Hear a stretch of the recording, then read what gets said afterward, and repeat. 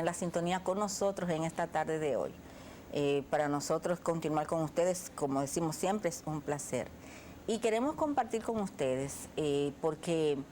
quizás es una situación que en su momento afectó a muchas familias dominicanas que tenían propiedades durante la era de Trujillo, durante los años que nos gobernó este tirano, y que realmente afectó mucho no solamente lo que fue la seguridad ciudadana, hablando de seguridad ciudadana, sino también afectó lo que era el derecho de propiedad de las personas. En esa época era muy común y habitual que los bienes que le interesaban al dictador, ya sea para su uso personal o supuestamente para el bien del Estado, pues eran realmente incautados a las personas, o peor, se inventaban o se obligaban o se extorsionaban a las personas para que suscribieran actos de ventas irrisorios a favor del Estado Dominicano y así verse despojado de lo que era su derecho de propiedad. Y precisamente un caso similar es el que hoy queremos comentar, pues este caso tuvo una sentencia del Tribunal Constitucional, señores, después de casi 70 años de haberse ocurrido este hecho, y fue la expropiación o la venta ficticia que supuestamente una familia hiciera de lo que hoy conocemos como el Jardín Botánico. Esta reclamación que durante décadas esta familia ha tenido para que el Estado Dominicano le devuelva lo que es su propiedad y en este caso se compense, pues inició desde los años 1968 y no es hasta que en el año 1972 la Corte de Apelación constituida en el Tribunal de Confiscación pues decidió esta reclamación en el sentido de que la devolución del Jardín Botánico no era posible, pero sí indemnizar a las personas con el pago de una suma que en ese momento se estableció en 238,000 pesos. Esta decisión, que no fue bien acogida por las partes, pues fue objeto de varios recursos hasta que se emitió un fallo final en la Suprema Corte de Justicia. La familia que entiende que después de tantos años recibieron una indemnización de 238,000 pesos no entiende que sea justa, pues ha presentado un recurso de cumplimiento ante el Tribunal Superior Administrativo, el cual tiene muchas aristas jurídicas que pueden ser objetos de debate. Son muchas las cosas que podemos ver de esa decisión, que tiene que ver no solamente con la tutela judicial efectiva, el derecho de defensa y también lo que es el principio de inmutabilidad del proceso, pues decidió el rechazo de este recurso de cumplimiento, la inadmisión del mismo, lo que provocó que las partes se trasladaran a lo que es el Tribunal Constitucional. Y el Tribunal Constitucional ya falló. Y es una sentencia interesante porque el Tribunal Constitucional sí ha reconocido precisamente que esta familia tiene el derecho de ser indemnizada y tiene el derecho, además de eso, de cobrar los intereses judiciales generados durante los últimos 50 años, que fue el momento en que el Tribunal de la Confiscación emitió la decisión en el cual le reconocía el deber del Estado de indemnizar. Es una sentencia interesante, porque si bien es cierto que no les reconoció el monto que la familia aspiraba, que eran de 780 millones de pesos, sí les reconoció que el que tiene que indemnizarse, le reconoce los intereses, pero además le pone un plazo al Estado para que cumpla. En el año 2023 están obligados a incluirlo en el presupuesto para realizar el pago. Y si no hacen ese pago, también tienen unas 30 combinatorias de 30,000 pesos diarios. Es un tema que quizás a la familia monetariamente no la va a satisfacer, porque estamos nosotros así, fuera de cámara, haciendo el cálculo quizás de esos intereses y entendemos que no van a llegar a los 2 millones de pesos. y los 238.000 pesos que le concedieron están muy lejos de la aspiración de 780 millones de pesos que tenía la familia, pero sí ahí es un precedente constitucional importantísimo. ¿Por qué? Porque se establece la obligatoriedad constitucional del Estado Dominicano de que si usted hace una expropiación, si hace cualquier tipo de acción que conlleve la pérdida del derecho de propiedad, usted tiene que pagar el justo precio. Y ahí la familia debe de ser compensada siempre y cuando sea de utilidad pública esa situación. Es una pena porque después de tantos años realmente tratando de que un derecho prevalezca, se logra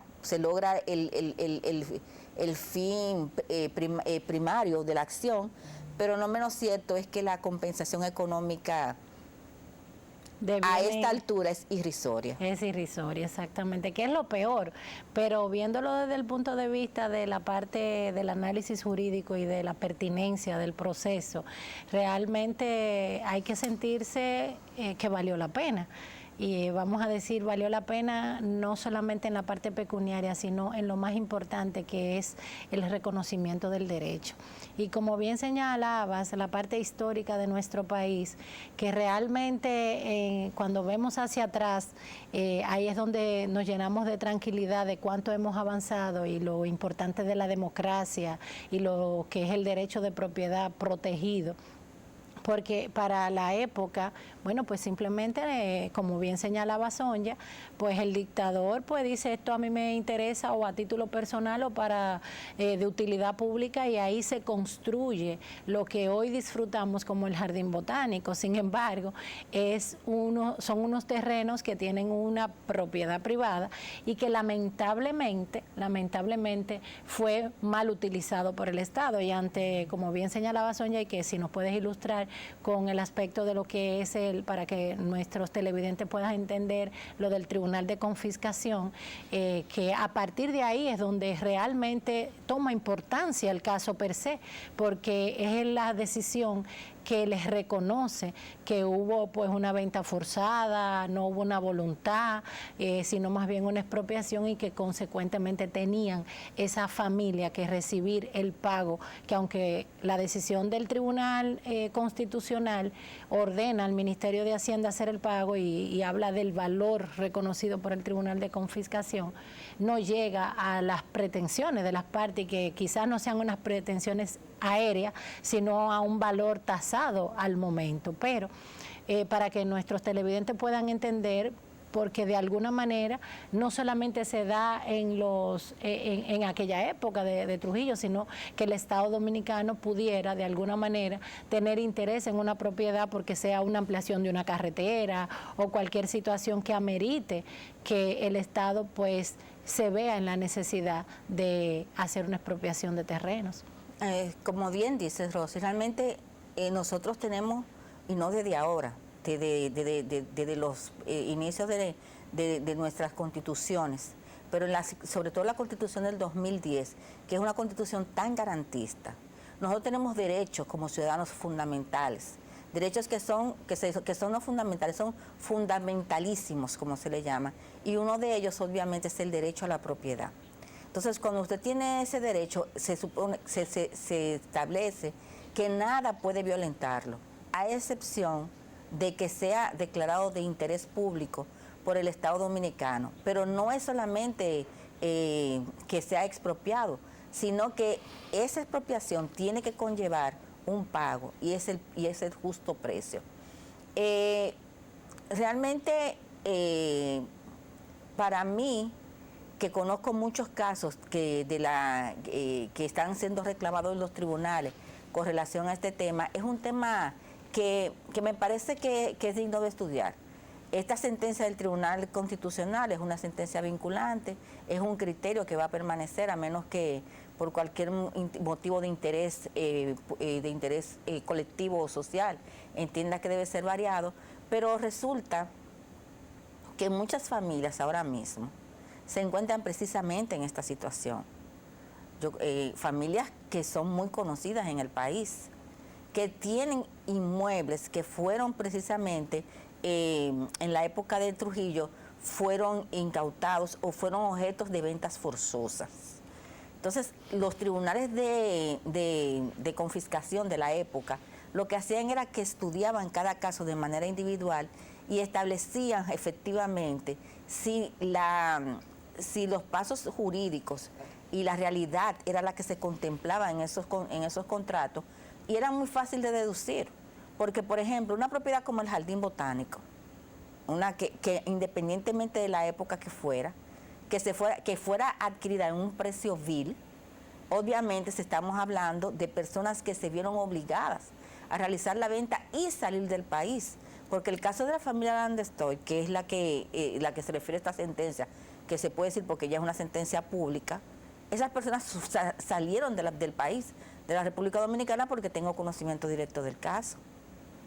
Entonces, ¿qué es lo que sucede? Vienen después de tanto tiempo donde tenemos un Estado garantista, un Estado donde se supone que los derechos fundamentales son protegidos más que nunca, y realmente, ¿qué es lo que adquieren? Lo que tienen es que, y en mi opinión así lo veo, es como una continuidad de la burla del régimen de Trujillo.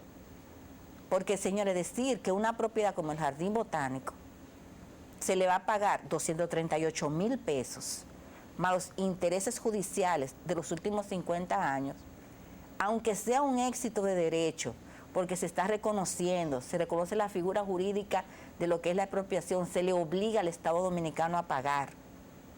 Pero también, después de todo este tiempo en el que se ha utilizado, se le ha sacado un beneficio a esa propiedad, decirle a sus reales propietarios que lo que van a generar simplemente es un monto equivalente a 238,000 pesos más los intereses de los últimos 50 años legales. Y para que lo entendamos mejor, el interés legal es el 1% mensual, o sea, el 12% anual, que en 50 años representa menos de 2 millones de pesos, en base a la base, que la base que se estableció como pago eran 238,000 pesos. Y unas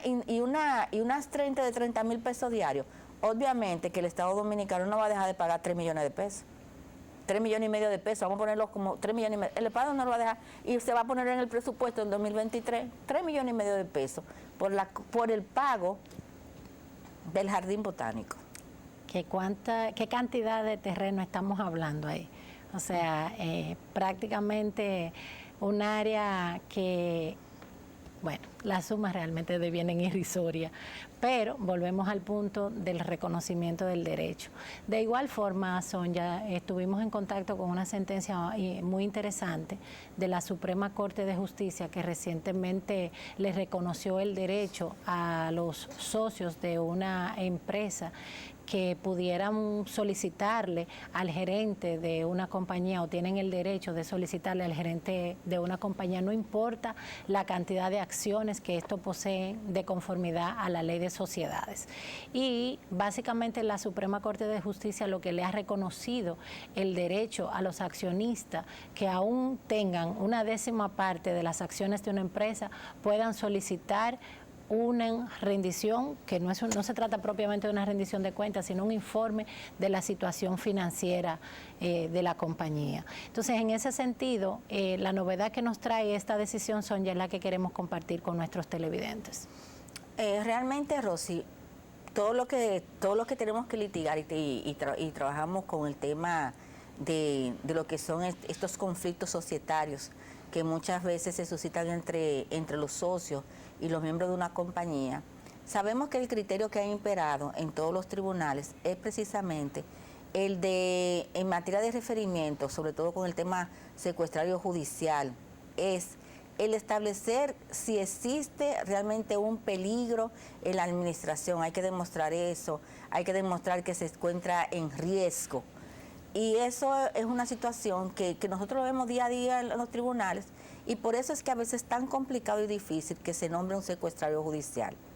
En este caso de esa sentencia que hoy comentamos, y realmente comentamos porque en todos los foros jurídicos se ha venido haciendo, pero para sorpresa nuestra es una sentencia que fue dictada en enero del año 2022 por la primera sala de la Suprema Corte de Justicia, la Sala Civil, y es con relación precisamente a lo que es una figura que también es muy poco usada en materia de referimiento, que es el veedor judicial. La interpretación que la Suprema Corte de Justicia ha hablado es precisamente del artículo 132 de la Ley de Compañías, que establece que todos aquellos que formen parte, que sean de la 20ª parte de las cuotas sociales de una sociedad, tienen el derecho en materia de referimiento de solicitar al gerente que se les rinda cuenta de cuáles son las acciones financieras y comerciales que se está tomando en una compañía.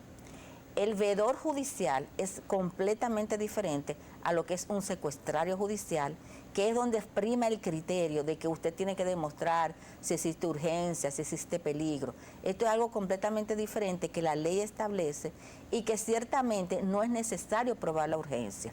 aunque en el párrafo del artículo 132 sí hace ver que hay que demostrar la pertinencia de la medida. Y el hecho de que usted, siendo socio de una sociedad, quizás tenga meses o años, muchas veces se da, que usted no sepa realmente, que usted no reciba beneficio de esa compañía, o usted no sepa en qué se está invirtiendo el dinero de la compañía, es una necesidad, es una situación que justifica real y efectivamente que el veedor, el nombramiento de un veedor judicial. La diferencia entre el secuestrador judicial y un veedor judicial es que el veedor judicial le va a rendir cuenta directamente al juez con relación a los hallazgos encontrados dentro de la compañía. El secuestrador judicial va a sustituir al gerente de la compañía y lo va a administrar en favor de esas personas. Entonces es importante esta decisión de la que nosotros pretendemos seguir conversando un poco más después de la pausa que nos están solicitando. Así que si les interesa más conocer un poquito más de esta decisión, pues les invitamos a continuar con nosotras después de estos anuncios comerciales.